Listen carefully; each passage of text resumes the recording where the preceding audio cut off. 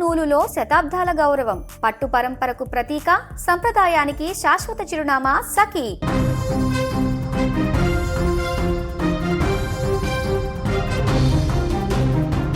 సాయికృష్ణ కేసులో కన్నతల్లి కడుపు కోతకు ఇంకా సమాధానం దొరకలేదు. చట్టం తన పని తాను చేసుకుంటూ పోతుంది.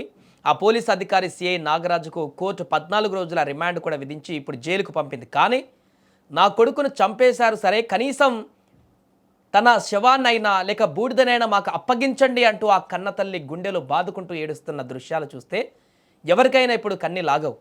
గాదే సాయికృష్ణ కస్టోడియల్ డెత్ కేసులో అసలు నిజాలు సెట్ ద్వారా బయటకు వచ్చాక ఆ కుటుంబం అనుభవిస్తున్నటువంటి తీవ్ర భావోద్వేగానికి గురైంది. ఈ కేసులో న్యాయం జరిగిందంటూ హర్షం వ్యక్తం చేశారు. మరొక వైపు సాయికృష్ణ మిస్సింగ్ అయినప్పటి నుంచి తిరిగి వస్తాడని ఆ తల్లి ఎదురు చూసింది. కానీ సిట్ అధికారులు తన కొడుకు ఇక లేడు, అది పోలీస్ కస్టడీలోనే జరిగిన హత్య అని నిర్ధారించడంతో ఆ తల్లి ఒక్కసారిగా కుప్పకూలింది.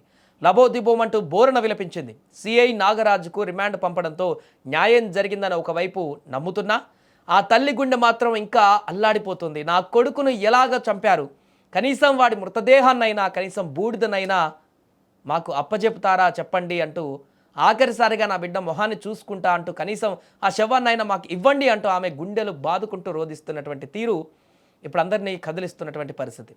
ఇక ఈ కేసులో మొదటి నుంచి కుటుంబం తరపున పోరాడుతున్న సాయికృష్ణ మేనమామ సంచలన వ్యాఖ్యలు చేశారు. తాము పోలీసులకు లేదా రాజకీయ నాయకులకు అమ్ముడుపోయామంటూ సోషల్ మీడియాలో బయట కొందరు చేస్తున్న ఆరోపణలపై ఆయన తీవ్రస్థాయిలో మండిపడ్డారు.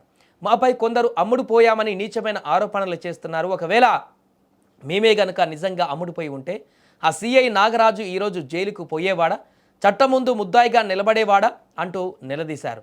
తమకు కావాల్సింది కేవలం న్యాయం మాత్రమేనని, కొడుకును కోల్పోయిన బాధలో ఉన్న తమపైన ఇలాంటి నిందలు వేయడం దుర్మార్గమని ఆయన ఆగ్రహాన్ని వ్యక్తం చేశారు. ముఖ్యమంత్రి నారా చంద్రబాబు నాయుడు తమకు ఇచ్చిన మాటను నిలబెట్టుకున్నారని సాయికృష్ణ మేనమామ నవరంగ్ స్పష్టం చేశారు. చంద్రబాబు మాకు న్యాయం చేస్తామని నాడు మాట ఇచ్చారు అన్నట్టుగానే ఆయన కేసు కోసం ప్రత్యేకంగా సిట్ వేశారు. అంతేకాదు ఒక నికార్సైన అత్యంత నిజాయితీ గల అధికారిని ఈ సిట్కు హెడ్గా వేశారు. అందుకే ఈరోజు నిజాలు బయటకు వచ్చాయి అని నవరంగ్ కొనియాడారు. అయితే సిఐ నాగరాజ్ ఒక్కడే జైలుకి వెళ్తే సరిపోదని, సాయికృష్ణ కస్టోడియల్ డెత్ సమయంలో ఆ పోలీస్ స్టేషన్లో ఉండి ఈ ఘోరానికి సహకరించిన సిబ్బంది మొత్తాన్ని కూడా జైలుకు పంపినప్పుడే తమకు పూర్తి స్థాయిలో నిజమైన న్యాయం జరిగినట్టు అని ఆయన డిమాండ్ చేశారు. ఇక ఈ సందర్భంగా నవరంగ్ మరొక సంచలన విషయాన్ని కూడా ప్రస్తావించారు. కేవలం ఒక సిఐ నాగరాజు మాత్రమే ఇంతటి దారుణానికి ఒడిగట్టి ఆధారాలు మాయం చేయలేడని, అతని వెనక పెద్ద పెద్ద తలకాయలు ఉన్నాయని కూడా హింట్ ఇచ్చారు. సిఐ నాగరాజు వెనక ఉన్న ఆ మద్దతుదారులు ఎవరో, అతని వెనక ఉండి నడిపించిన శక్తులు ఎవరో కూడా ఇక్కడ అందరికీ తెలుసు అంటూ నవరంగ్ ఓపెన్ స్టేట్మెంట్ ఇచ్చారు. చట్టం నుంచి ఎవరు తప్పించుకోలేరని, సాయికృష్ణను చంపిన వాళ్లతో పాటు శవాన్ని దాచేసిన వాళ్లను, నిందితుడికి మద్దతుగా నిలిచిన వారిని కూడా సిట్ అధికారులు వదిలిపెట్టకూడదంటూ కూడా ఆయన కోరారు. ఏదేమైనా ప్రస్తుతానికి సాయికృష్ణ కేసులో సిఐ అరెస్ట్ అయ్యి రిమాండ్ కూడా వెళ్ళినటువంటి సందర్భంలో కేసుకు సంబంధించినటువంటి ఒక కంక్లూజన్ అయితే కనిపిస్తుంది. క్లియర్గా సాయికృష్ణని చంపేశారు. ఆ తర్వాత దానికి కారణమైనటువంటి వ్యక్తిని అరెస్ట్ చేసి చట్టపరంగా చట్టం ముందు నిలబెట్టేటువంటి ప్రయత్నం, అక్కడ రిమాండ్ రిపోర్ట్లో కూడా అన్ని అంశాలని ప్రస్తావించి చట్టం ముందు నిలబెట్టి శిక్ష పడేటువంటి విధంగా అన్ని రకాల కార్యక్రమాలు కూడా కొనసాగే పోలీసుల నుంచి. దీంతో న్యాయం గెలుస్తుందనేటువంటి నమ్మకం, గెలిచిందనేటువంటి నమ్మకం మాకు కలిగిందంటూ సాయికృష్ణ కుటుంబ సభ్యులు చెప్తున్నారు.